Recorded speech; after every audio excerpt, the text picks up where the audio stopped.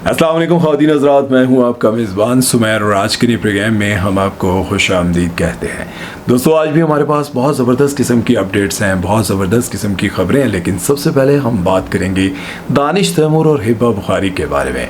आप सभी को पता है कि ड्रामा सीरियल दीवानगी से उनको बहुत ज़्यादा पसंद किया जा रहा था। हिबा बुखारी और दानिश तैमूर की जोड़ी को बहुत अरसा पसंद किया गया, लेकिन अब आकर लोग उनसे कुछ खुश नहीं हैं। लोगों को लग रहा है कि दानिश तैमूर और हिबा बुखारी की जोड़ी जो है वो बिल्कुल फ्लॉप हो गई है। अब जो दानिश तैमूर को पसंद करने वाले हैं, जो उनके फैंस हैं, उनको लगेगा कि शायद मैं उनके खिलाफ बात कर रहा हूँ। ज़रा गौर से सुनिएगा, समझिएगा। देखें, दानिश तैमूर पाकिस्तान का एक बड़ा नाम है। जिस तरह से बाकी हमारे बड़े बड़े एक्टर्स हैं, इसी तरह से दानिश तैमूर भी बहुत ही कामयाब एक्टर है। इसी तरह से हिबा बुखारी भी बहुत ज़्यादा पसंद की जाती है और दानिश तैमूर के साथ तो उनकी जोड़ी को बहुत पसंद किया जाता था। ड्रामा सीरियल दीवानगी आया था और उस ड्रामे ने बहुत ज़बरदस्त रिकॉर्ड लगाया था 1 बिलियन व्यूज़ का। उसके बाद से दानिश तैमूर और हिबा बुखारी के ड्रामे का सभी को बेसब्री से इंतज़ार रहने लगा कि अब दोबारा इनका ड्रामा कब आएगा। फिर ड्रामा सीरियल जानिसार आया, उस ड्रामे ने भी बहुत ज़बरदस्त रिकॉर्ड लगाए।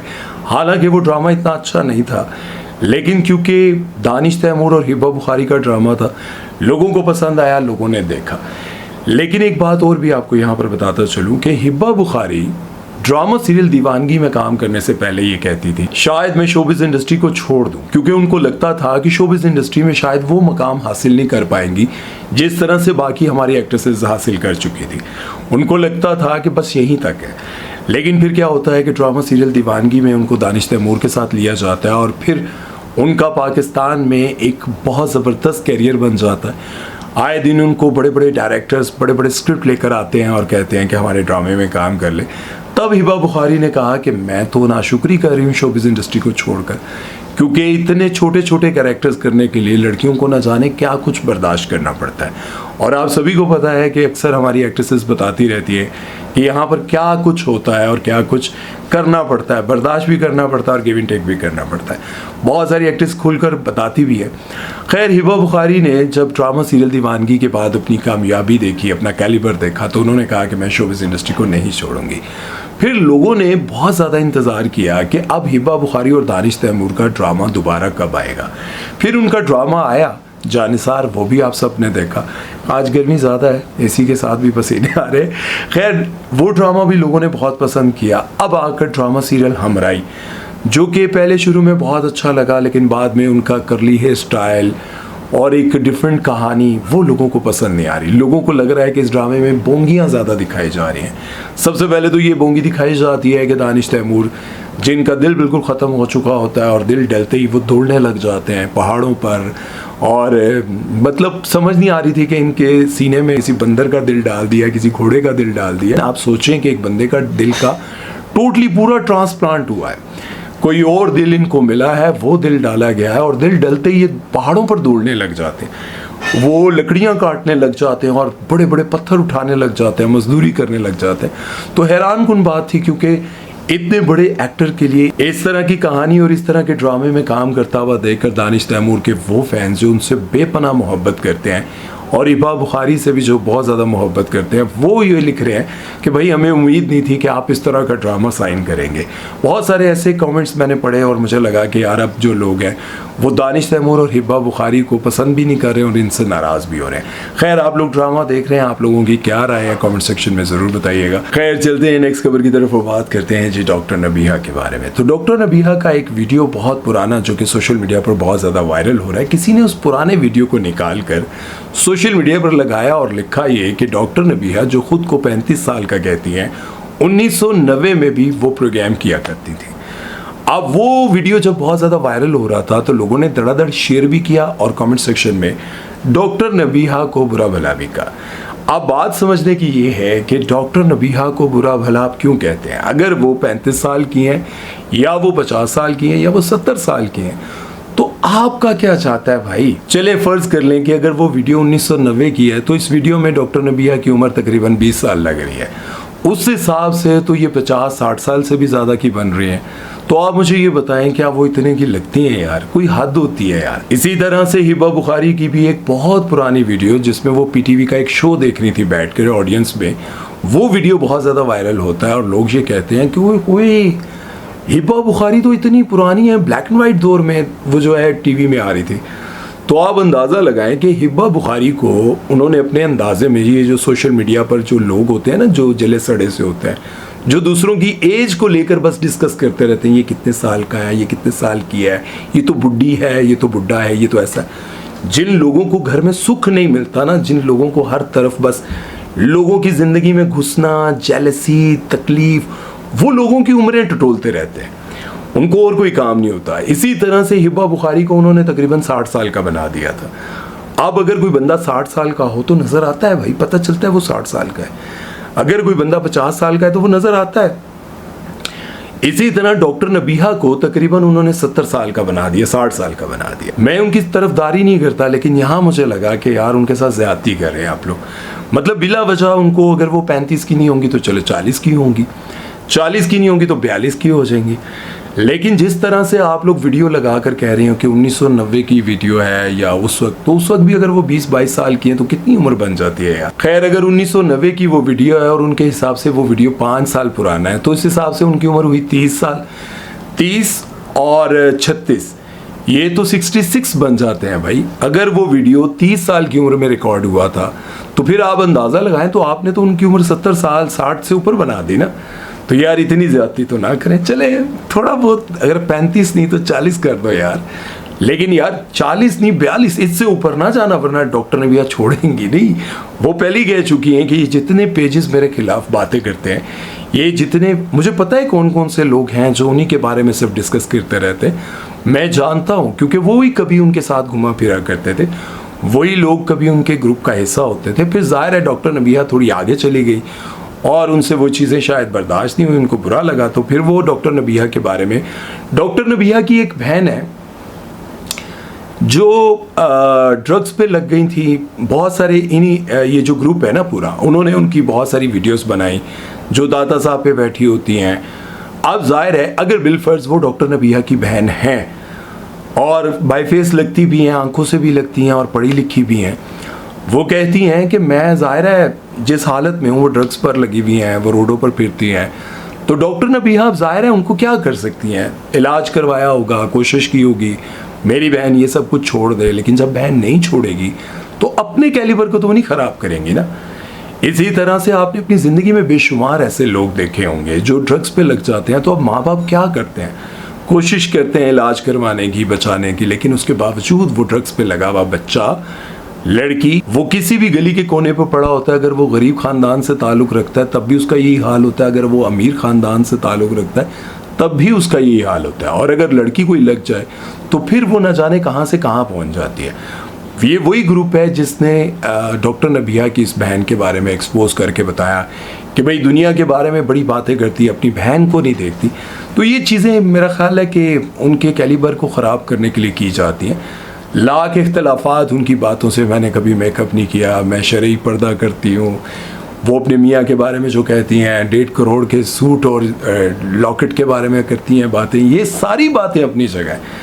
इनसे आप इख्तलाफ करते हैं ज़रूर करें, आप उनको शुगल में लें, मजाक करें, लेकिन यार इस तरह का मजाक ना उनके साथ करें कि उनको बुरा लगे। बहरहाल ये मैं आपको बताऊं कि ये बहुत सारे लोगों में एक बीमारी होती है, किसी को भी, अब किसी के चेहरे पर वाज़ेह होता है कि उसकी एज कितनी है, ठीक है, लेकिन जब वो देख कर भी ना उसको जानबूझ के टॉन्ट करता है, तंग करता है, सताता है, तो इसका मतलब क्या होता है, या तो वो खुद बहुत ज़्यादा दुखी है, परेशानियों दुखों का मारा हुआ है, या फिर वो बहुत जेलस बंदा है जिसको और कुछ नज़र नहीं आता और वो बस यही काम करता है। खैर, इस बारे में अब आप लोगों की क्या राय है कमेंट सेक्शन में ज़रूर बताइएगा। चलते हैं नेक्स्ट खबर की तरफ, वो बात करते हैं जी मोहम्मद राना के बारे में। बड़ी खुशी की बात यह है कि मोहम्मद राना दोबारा से फील्ड में इन हुए हैं, और मैं ये समझ रहा था कि अगर कोई देखेगा कि मोहम्मद राना अच्छी हालत में, मतलब नशे में नहीं है और ठीक से बात कर रहे हैं, तो लोग कहेंगे कि यार अब इनकी एज इतनी होगी है, इनको क्यों लाए हैं। लेकिन मोहम्मद राना को फिल्म मुखो के सेट पर देखकर और ठीक हालत में देखकर अवाम को बहुत खुशी हुई है भाई।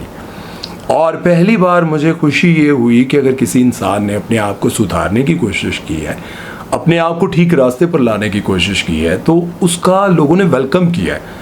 आप सबको पता है कि मोहम्मद राना पिछले काफ़ी अरसे से हमें इस तरह से नज़र आते थे, गिरते पड़ते, नशे में, बात नहीं हो रही, आवाज़ नहीं निकल रही, और इन चीज़ों को देखकर लोग उनको बहुत बुरा भला कहते थे और कहते थे कि यही हाल होता है इन एक्टरों का, ये होता है वो होता है।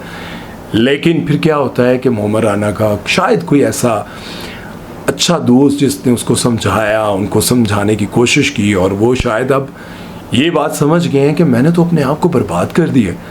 और फिर क्या होता है जी कि मोहम्मद राना एक बार फिर से सेट पर आते हैं और नशे में नहीं थे।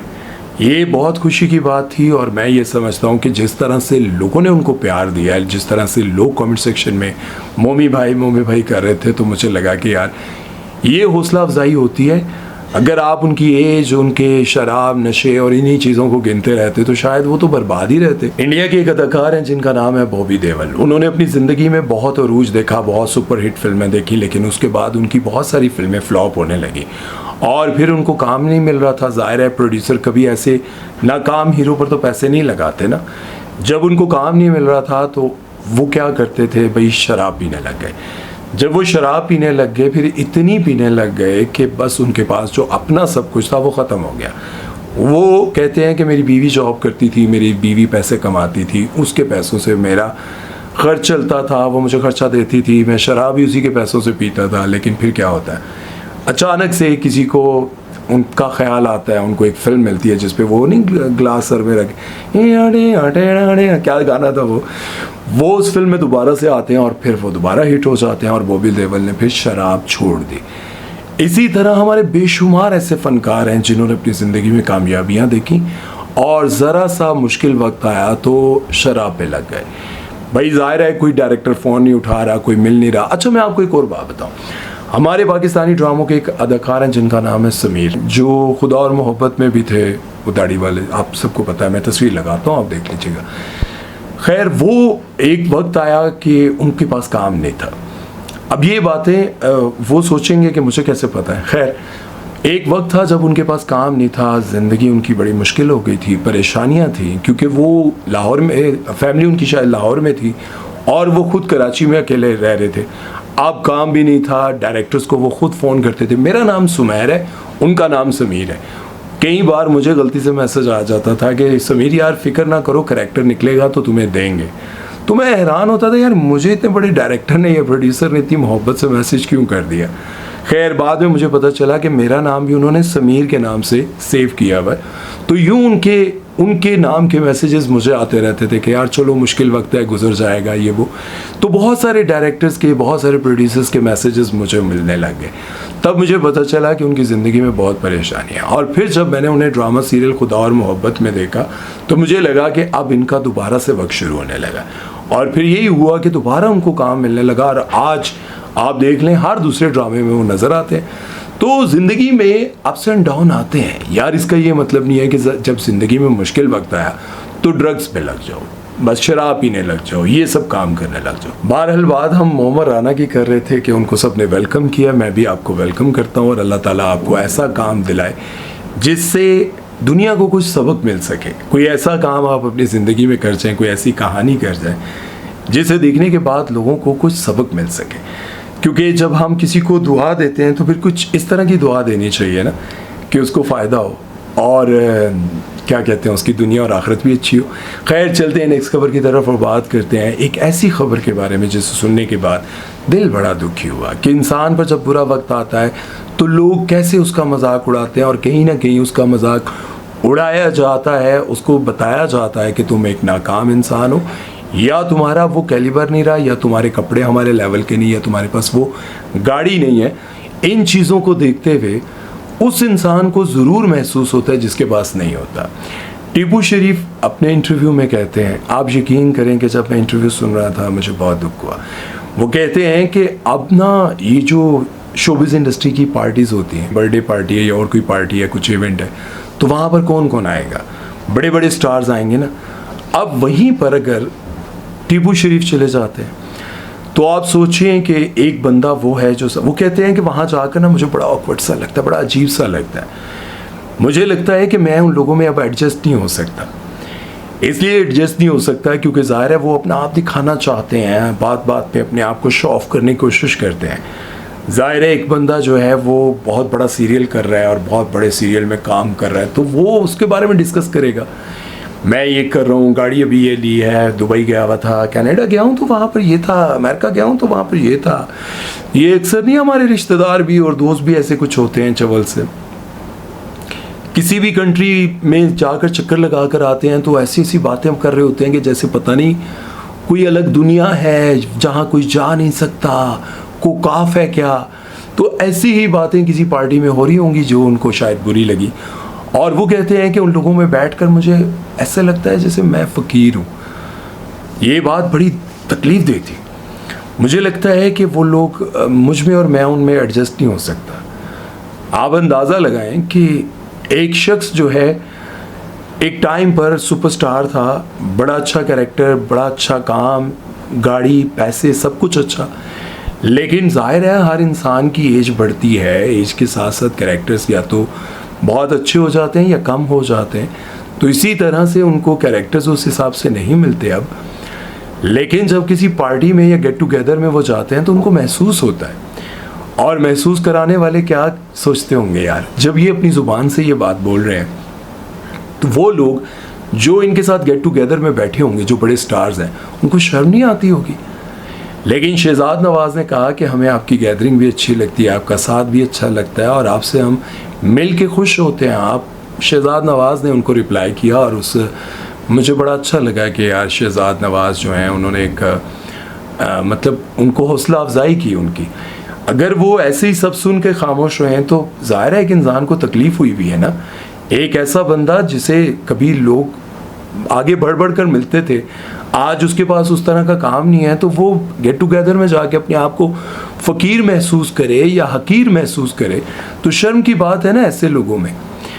वो एक डायलॉग था जिस पर मैंने वीडियो बनाई थी, कहीं लिखा हुआ मैंने पढ़ा था, तो उसमें मैंने एक छोटी सी फिल्म बना दी थी।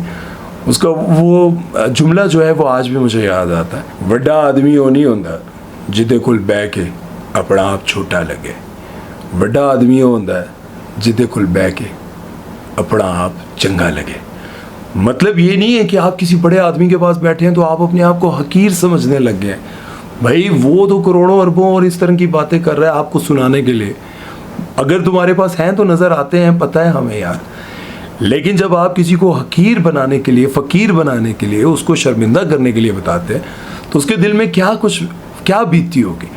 और अगर ये या ये बात ऊपर वाले तक चली जाएगी और तुमसे सब कुछ छिन जाए तो फिर कैसा लगेगा। ऊपर वाला हर वक्त देखता है, सुनता है, लेकिन वो कब किसके नसीब बदल दे ये कोई नहीं जानता।